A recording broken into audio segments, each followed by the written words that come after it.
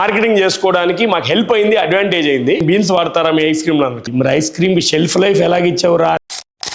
అరే నువ్వు refined sugar వాడట్లేదు, ఇంగ్రీడియంట్స్ అన్ని ఆర్గానిక్ సోర్స్డ్ ఇంగ్రీడియంట్స్ చేస్తున్నావు, బాగుంది. మరి ఐస్ క్రీమ్కి షెల్ఫ్ లైఫ్ ఎలాగిచ్చావురా? న్యాచురల్స్ లాంటి పెద్ద పెద్ద బ్రాండ్లు కూడా షెల్ఫ్ లైఫ్లు రావట్లేదు కదా, 15 రోజులు షెల్ఫ్ లైఫ్ అంటున్నారు, 20 days షెల్ఫ్ లైఫ్ అంటున్నారు. బట్ నీ ప్రోడక్ట్కి మాత్రం 4 to 6 months depends upon the flavour ఎలాగిచ్చాం.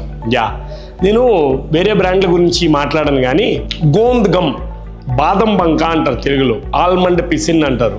North ఇండియాలో చాలామంది చలికాలంలో బాడీలో హీట్ జనరేట్ చేయడం కోసం గోంద్ కటిరా అని ఇట్లాంటి వాటితో గోందు లడ్డు అని మీకు మన బయట స్వీట్ షాప్స్లో కూడా ఉంటాయి.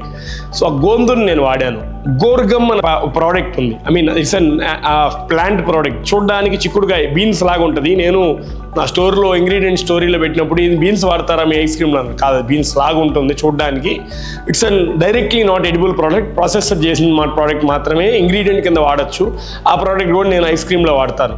సో ఇది ఆర్గానిక్ ఇంగ్రీడియంట్స్ కింద నేను తీసుకొచ్చి నా మైనర్ కాంప్లెక్స్ ప్రాసెస్ రెడీ చేసి నా ఫార్మసీ మళ్ళీ నాకు హెల్ప్ అయింది.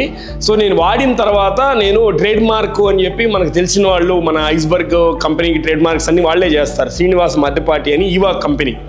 సో వాళ్ళతో నేను మాట్లాడినప్పుడు నువ్వు ఎందుకు పేటెంట్ చేయవు సుహాస్ అన్నాడు. సార్ పేటెంట్ చేయొచ్చని నాకు కూడా తెలియదు సార్, నేను అంతా క్రియేషన్ చేశానని నాకు కూడా తెలియదు, సో మీరు ట్రై చేయండి ఒకసారి అని చెప్పి అతనే నన్ను ప్రోత్సహించి ప్రేరేపించి డాక్యుమెంటేషన్ అంతా రెడీ చేశాడు. ఈరోజు మేము చేసిన టెక్నాలజీకి పేటెంటెడ్ ప్రిజర్వేటివ్ ఫ్రీ ఫార్ములేషన్ అని చెప్పి మేము మార్కెటింగ్ చేసుకోవడానికి మాకు హెల్ప్ అయింది, అడ్వాంటేజ్ అయింది.